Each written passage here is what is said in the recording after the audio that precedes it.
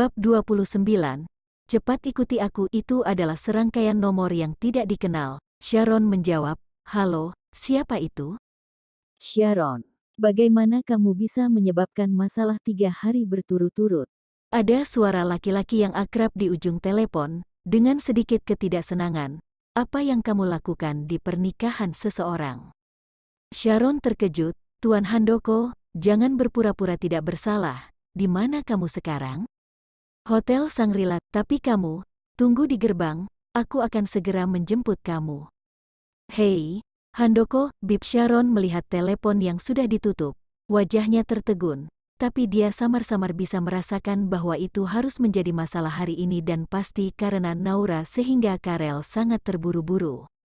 Untuk menghindari kecurigaan, Sharon sedang duduk di luar ruang perjamuan, tapi Gita masih ada di dalam. Setelah memikirkannya, Sharon mengirimi Gita pesan teks, mengatakan bahwa dia sudah pergi lebih dulu, lalu mengambil tas dan berjalan keluar dari hotel. Angin malam di akhir musim semi sedikit sejuk. Sharon berdiri di pintu memegang lengannya yang terbuka dan menggigil. Segera, Lamborghini berhenti di depannya, jendela diturunkan, memperlihatkan wajah tidak sabar Karel. "Cepat masuk ke mobil. Karena kamu sudah buat masalah, tunggu sampai Hans kembali dan lihat bagaimana dia menguliti kamu." Sharon naik ke kursi penumpang dan Karel mengendarai mobil keluar tanpa menunggu dia mengenakan sabuk pengaman. Apakah dia sedang dibawa kabur? Sharon mengepalkan sandaran tangan di dalam mobil dan bertanya dengan sedikit ketakutan, "Tuan Handoko, kemana kita akan pergi?" "Pergi ke insinerator dan bakar kamu." Karel memelototinya dengan marah. "Kakek Ferdi sudah berhenti, tapi kamu merayu pengantin pria. Kamu itu buat masalah terus." "Aku tidak, masih bilang tidak." "Terus kenapa Naura bisa kirim video ke kakek Ferdi dan dengan video itu, siapapun akan berpikir kamu wanita jalang. Pengantin wanita juga memergoki kamu, untuk saja kamu tidak dipukul sampai mati." "Tidak mudah membiarkan Tuan Wijaya berhenti sementara, tapi kamu tidak ada hubungannya untuk merayu pengantin pria. Kamu adalah reinkarnasi dari pembuat onar." "Tapi aku benar-benar tidak." Sharon sangat cemas sehingga matanya merah. Karel menatapnya seperti itu dan memutar matanya. "Meskipun aku percaya kamu, tapi apa gunanya? Kakek Ferdi tidak percaya kamu dan sekarang dia semakin nilai kamu buruk. Dia bahkan bilang akan menghancurkanmu dulu supaya hubungan kalian putus." Wajah Sharon menjadi pucat. "Apa maksudmu? Apa dia akan dibunuh?" "Jangan khawatir, tidak ada gunanya membunuhmu, tapi tidak bisa dihindari bahwa kamu akan terluka." Karel mengendarai mobil ke depan sebuah bangunan tempat tinggal tua, di bawah lampu jalan yang redup, bahkan kunci gembok gerbang besi tampak sedikit berbintik-bintik. Sharon menatap kosong ke apartemen 6 lantai di depannya. "Di mana ini?" "Kediaman pengawal dan seharusnya kakek Ferdi tidak bisa temukan kamu, jadi lebih baik kamu bersembunyi di sini." Keduanya naik ke lantai 3 dan masuk ke dalam rumah yang sangat sederhana dengan satu kamar tidur, satu ruang tamu dan perabotannya sangat sederhana. Karel langsung terduduk di sofa, pergi ke dapur untuk buat makanan. "Seharian ini aku menjalani operasi selama sehari-hari ini dan aku mati kelaparan." Baru pada saat itulah Sharon menyadari bahwa Karel masih mengenakan jas putih, dan curiga. Apakah dekan juga perlu menangani operasi secara langsung? Karel mendengus, "Orang yang bisa meminta aku memimpin operasi secara pribadi pastilah orang berkuasa. Biaya operasi dimulai ratusan juta dan sebelumnya saat aku obati wajahmu secara gratis, harusnya kamu bangga." Nadanya penuh dengan kebencian. Sharon hanya diam, berjalan ke dapur diam-diam dan mulai mengambil makanan. Meskipun itu adalah kediaman pengawal, ada beberapa bahan di lemari es. Sharon membuat 3 hidangan dan 1 sup, iga babi asam manis, ikan kukus, terong rasa kedelai dan sup jamur. Pada makan malam hari ini, dia sebenarnya tidak makan beberapa suap, jadi setelah semua hidangan disajikan di atas meja, dia menyajikan 2 mangkuk nasi lagi dan 2 set sumpit. Karel awalnya mengantuk, tapi terbangun oleh baunya. Aku tidak menyangka kamu akan memasak mie yang enak dan hidangan yang enak. Karel duduk di sandaran kursi, mengambil sumpitnya dan mulai makan. Meskipun tidak sebagus koki Michelin, aku kasih kamu 60 poin. Dikatakan 60 poin, tapi dia terus makan dengan lahap. Sharon dapat melihat bahwa Karel dan Hans keduanya adalah tuan yang bermulut murahan, tapi Hans kurang banyak bicara dan Karel cerewet, sangat aneh keduanya bisa jadi teman. Ding dong, ding dong. Tiba-tiba bel pintu berbunyi. Uhuk, Karel tersedak dan pada saat yang sama ada pengawal yang meneleponnya. Tiba-tiba dia punya firasat buruk dan menjawab telepon, jangan kasih tahu kabar buruk. Pengawal terkejut dan terdiam sejenak. Tuan Handoko, tetua Wijaya. Dia, ding dong, bel pintu yang mengganggu itu berbunyi lagi sebelum menghilang. Persetan Karel menggeram di telepon, bagaimana tetua Wijaya menemukannya di sini? Bukankah Hans memintamu untuk memblokir semua pengawasan jalan? Pengawal itu merasa sedih. Tuan Handoko, kami sudah blokir semua CCTV tapi karena dia tidak bisa menemukan, dia mengancam dengan pisau dan kami tidak punya pilihan selain kasih tahu lokasi kamu dan Nona Manopo. Seperti yang diharapkan, tetua Wijaya memang cukup kejam. Sharon melirik pintu dan ragu-ragu. Tuan Handoko, apakah kamu benar-benar tidak membuka pintu? Karel mendengus, apakah menurutmu begitu pintu ini terbuka, kakek Ferdi akan bawa kamu pergi dan aku bisa menghentikannya? Karena dia lebih muda dan meskipun kakek Ferdi menyukainya, tapi tetap saja dia bukan cucu kandungnya. Tapi, jika dia tidak membuka pintu, bukan berarti orang di luar pintu akan diam saja. Karel, kamu benar-benar terpesona oleh wanita jalang ini dan kamu tidak tahu mana yang benar dan salah? Jika kamu tidak membuka pintu, aku akan memanggil nenekmu. Teriakan kakek Ferdi membuat Karel terkejut dan teringat akan neneknya. Dia tidak takut pada kakek Ferdi, tapi takut pada neneknya. Sharon melihat ekspresi Karel, matanya redup, dia bangkit dan berjalan menuju pintu. Hei, kamu bodoh, Karel melangkah untuk menahannya, kamu tidak harus mati seperti ini. Sharon menertawakan dirinya sendiri, dia sebenarnya hanya perisai, bahkan jika dia benar-benar terluka, Hans paling hanya akan mengerutkan kening. Namun, kakek Ferdi di luar pintu sangat marah. Sharon sepertinya bisa membayangkan ekspresi kemarahan kakek Ferdi. Seorang pria berusia 80 tahun dan kalau ada sesuatu yang tidak disukai, dia mudah untuk marah. Setelah melepaskan tangan Karel, Sharon masih membuka pintu. Karel menutupi wajahnya dan berbisik, tidak tahan melihat langsung keadaan tragis Sharon yang akan menghadapi kakek Ferdi. Beraninya kamu sembunyi, kakek Ferdi marah dan seolah-olah dia akan mengayunkan tongkatnya. Kakek, tenang dulu.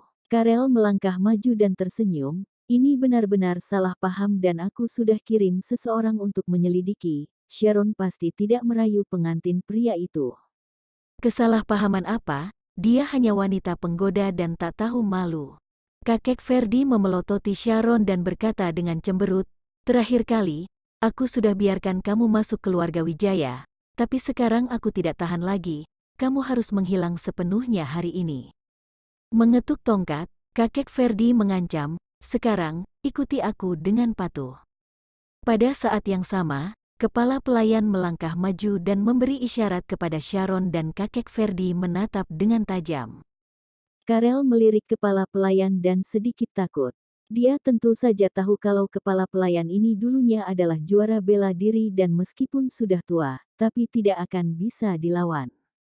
Karel menelan air liurnya dan berkata, kakek jangan marah-marah ya. Ayo masuk dan duduk, kita bicarakan saat Hans kembali.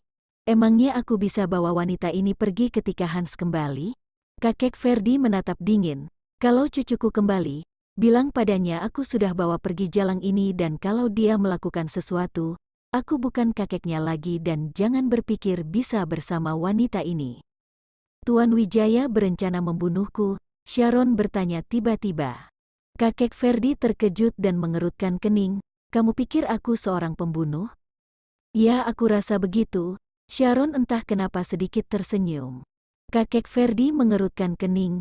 Apa yang kamu tertawakan? Aku hanya berpikir kamu peduli dengan Tuan Wijaya. Tuan Wijaya sangat senang memiliki kakek seperti kamu. Entah apakah itu pujian atau penghinaan, tapi ekspresi kakek Ferdi jadi muram. Dia mengetuk tongkatnya dengan keras dan berkata dengan marah, "Jangan pikir kamu bisa membingungkan aku dengan mengatakan sesuatu yang baik. Aku tidak akan tergoda perkataan kamu.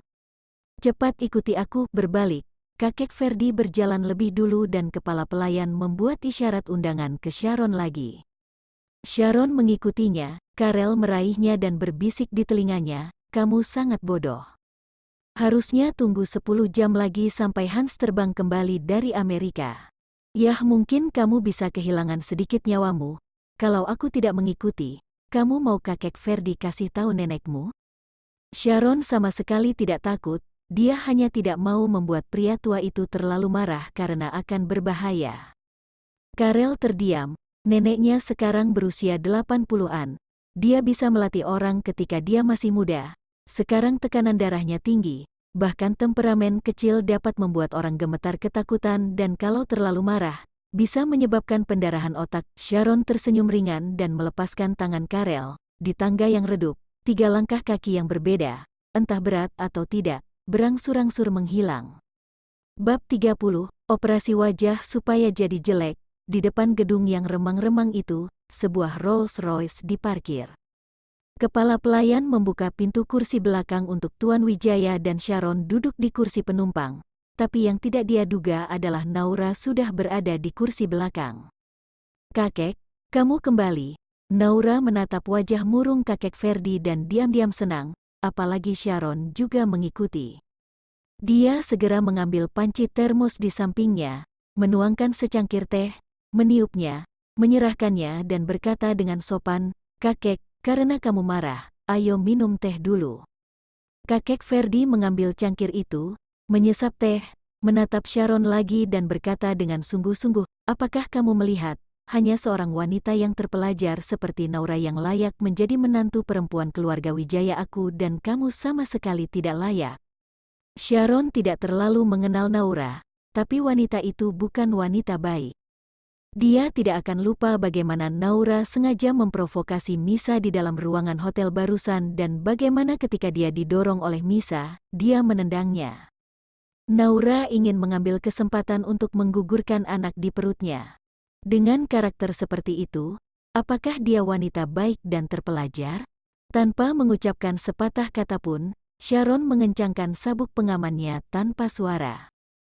"Kakek, dia pasti sangat bersalah sehingga dia tidak berani menjawab."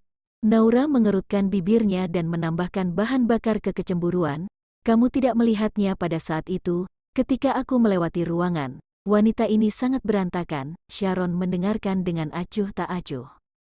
Rolls-Royce akhirnya berhenti di depan sebuah rumah sakit bedah plastik swasta. Sharon sedikit mengernyit, "Pergi ubah wajahmu. Bukankah kamu hanya ingin uang dan aku akan memberimu 1 miliar setelah itu?" Tuan Wijaya mendengarkan keluhan Naura sepanjang jayan dan karena menganggap Sharon adalah wanita jalang, tidak perlu gunakan kekerasan dan cukup mengubah wajahnya.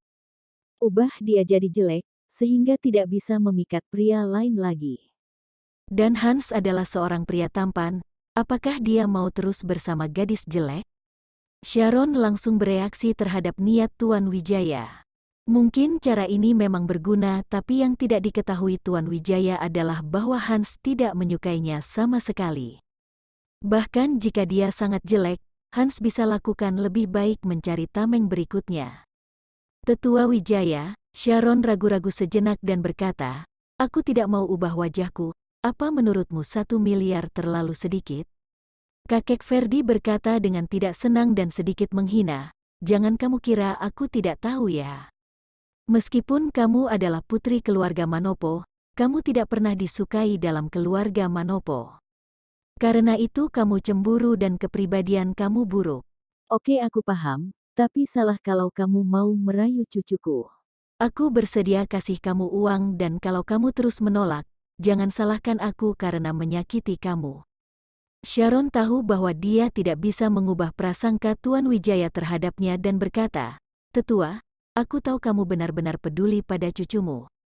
Tapi apakah kamu pernah berpikir alasan kenapa dia tidak menyukai Nona Chandra? Pernikahan itu untuk selamanya dan kamu mau buat cucu kamu hidup dengan wanita yang tidak dia sukai?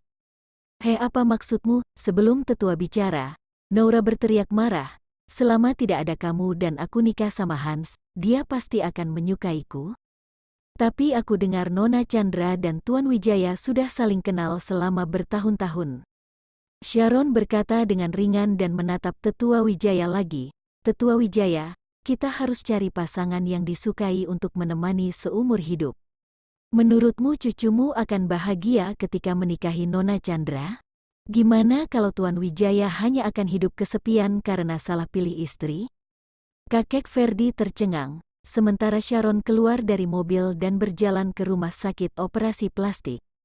Naura mengguncang lengan kakek Ferdi dan berkata dengan lembut, "Kakek, jangan dengarkan perkataan wanita itu. Dia hanya ingin membingungkan kamu, supaya kamu bisa berubah pikiran." Tapi kakek Ferdi hanya terdiam, orang menikah supaya bisa mencari pasangan dan tidak akan kesepian. Kata-kata ini, tidak peduli bagaimana kamu mendengarkannya, seperti kata-kata dari orang yang terpelajar dan cukup bermakna. Bagaimana bisa wanita penggoda memiliki wawasan seperti itu? Naura tidak tahu apa yang dipikirkan kakek Ferdi. Tapi dia hanya berkata dengan marah, "Dan kakek, kamu baru saja mengatakan bahwa kamu ingin membuat wanita ini jelek. Bagaimana dengan anak di perutnya? Kenapa kamu tidak membunuhnya? Gimana kalau anak itu akan mendatangi Hans? Mari kita bicara tentang anak itu ketika wanita itu keluar." Untuk beberapa alasan yang tidak diketahui, Tuan Wijaya merasa sedikit gelisah. Naura meminta Sharon operasi supaya jadi orang jelek dan aborsi. Bukankah itu terlalu berlebihan, kakek? Naura enggan dan ingin mengatakan sesuatu yang lain. Kakek Ferdi sudah menutup matanya, mencubit alisnya dengan lelah dan berkata, "Naura, kakek lelah dan ingin tidur sebentar. Tunggu wanita itu untuk menyelesaikan operasi dan kemudian bangunkan aku." Lagi pula, dia adalah pria berusia 80 tahun. Dia tidak bisa tidur tengah malam, tidak butuh waktu lama sebelum dia tertidur di sandaran kursi yang nyaman.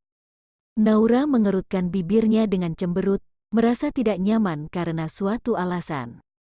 Meskipun dia terus mengatakan bahwa perut Sharon adalah benih liar yang dia tidak tahu pria mana, tapi bagaimana jika itu benar-benar Hans? Pada saat itu, bahkan jika Sharon menjadi jelek, dia tetap bisa mengandalkan anaknya dan akan jadi masalah. Selain itu, Hans akan bergegas kembali dari Amerika Serikat dalam beberapa jam. Pada saat itu, akan sulit untuk menyingkirkan anak di perut Sharon. Sambil menggertakkan giginya, Naura dengan lembut membuka pintu mobil sementara Tuan Wijaya tertidur dan keluar dari mobil. Operasi wajahnya. Kepala pelayan membawa Sharon ke ruang operasi yang sudah ditentukan sebelumnya. Umumnya operasi plastik skala besar membutuhkan kerjasama banyak dokter. Saat ini sudah ada 5 dokter dan asisten yang berkumpul di samping tempat tidur operasi. Kepala dokter, mengenakan masker, berkata dengan dingin kepada ahli anestesi, "Beri dia anestesi." Sharon meremas ujung roknya dan berkata, "Dokter, aku alergi anestesi." Kepala pelayan mengerutkan kening. "Apakah kamu mencoba mencari alasan untuk tidak menjalani operasi? Tetua Wijaya memerintahkan kamu untuk menjalani operasi plastik. Kamu tidak percaya padaku, kamu bisa meminta dokter untuk melakukan tes alergi untukku." Suara Sharon tenang, tapi Tuhan tahu betapa gugup dan takutnya dia saat ini. Tidak ada wanita yang ingin menjadi jelek, baru saja. Ketika dia berjalan dengan kepala pelayan, Karel mengatakan sesuatu dengan sangat lembut di belakangnya. "Apapun yang terjadi, tunda waktunya." Artinya, Karel pasti memikirkan cara untuk menyelamatkannya, kan? Dia tidak tahu apakah dia alergi terhadap obat bius, tapi saat ini, itulah satu-satunya alasan yang bisa dia pikirkan untuk menunda. Kepala pelayan menatap tajam ke arah Sharon, menatap dokter dan bertanya, "Berapa lama untuk menguji alergi?" Dokter menjawab, "Sekitar 10 menit, kalau begitu cepatlah." Kepala pelayan itu melirik arlojinya dan mendesak. Ahli anestesi berdiri dan berkata, "Sekarang tes alergi terutama tes intradermal. Kalian berdua ikut pergi ke ruang injeksi dengan aku terlebih dahulu. Akan ada dokter khusus untuk memeriksa wanita muda ini." Sharon menggigit bibirnya dan pergi ke ruang injeksi, mengulurkan lengannya dan meminta dokter untuk menusuk jarum untuk tes. Hasilnya adalah, wanita ini tidak alergi dan tidak memiliki reaksi alergi terhadap anestesi. Dalam satu kalimat, diumumkan bahwa Sharon baru saja berbohong. Wajah kepala pelayan sangat muram. "Nona Manopo, apakah kamu pikir kamu dapat dengan mudah menipu aku? Mungkinkah wanita seperti kamu memasuki keluarga Wijaya? Jika kamu berani bermain trik lagi, jangan salahkan aku karena bersikap kasar." Sharon ditekan ke meja operasi lagi. Kepala pelayan menyaksikan ahli anestesi menyuntikkan Sharon dengan anestesi dan melihat beberapa ahli bedah plastik mengenakan sarung tangan dan mulai melakukan operasi, lalu berbalik dan berjalan keluar dari ruang operasi. Sharon menatap para dokter yang mengenakan masker dan gaun bedah hijau di depannya, seluruh hatinya di tenggorokan. Kamu, Sharon ingin meminta dilepaskan, tapi dia tahu bahwa doanya hanya akan sia-sia, tapi itu benar-benar mengerikan pisau bedah dan gunting itu, serta alat pengukur. Lebih penting lagi, bukankah kesadarannya akan berangsur-angsur hilang setelah dibius dan dia semakin ketakutan? Dia mulai merasakan ketika pisau itu menyayat wajahnya dan mengubahnya. Tidak dapat menahan lebih lama lagi, dia mulai berteriak, "Ah!" Sehat, mulutnya tiba-tiba tertutup dan semua jeritannya tidak terdengar. "Gadis bodoh, jangan menjerit!" Sebuah suara rendah datang dari atas kepalanya dan dokter dalam gaun bedah tiba-tiba menurunkan maskernya. "Untung aku punya koneksi orang dalam dan kalau tidak, kamu pasti akan jadi wanita jelek hari ini." Sharon tidak pernah merasa begitu senang ketika melihat wajah Karel. Karel terkejut melihat ekspresinya dan mendengus puas. "Aku hebat, kan? Aku sudah melumpuhkan para dokter dan menyembunyikan mereka. Ini semua anak buahku. Oh, ya, cepat tukar bajumu dengan wanita ini." Karel menarik Sharon dari meja operasi, lalu menarik Sharon ke sudut, menutup tirai dan mendesak, "Cepat ganti supaya kepala pelayan tidak sadar. Kalau nanti kakek Ferdi tahu kamu tidak operasi wajah, dia pasti tidak akan melepaskanmu bahkan akan kasih kamu pelajaran karena berani menipunya." Mendengar itu, Sharon segera mengganti pakaiannya dengan wanita yang mengenakan jubah sterilisasi, lalu berpura-pura menjadi asisten bedah dan berdiri di samping tempat tidur operasi. Saat berpikir semuanya aman, tapi tidak lama kemudian, suara wanita terdengar di luar pintu. "Kepala pelayan, kenapa kamu di sini sendirian? Kamu juga sudah tua dan duduk di kursi dulu. Aku akan berjaga di sini." Itu suara Naura.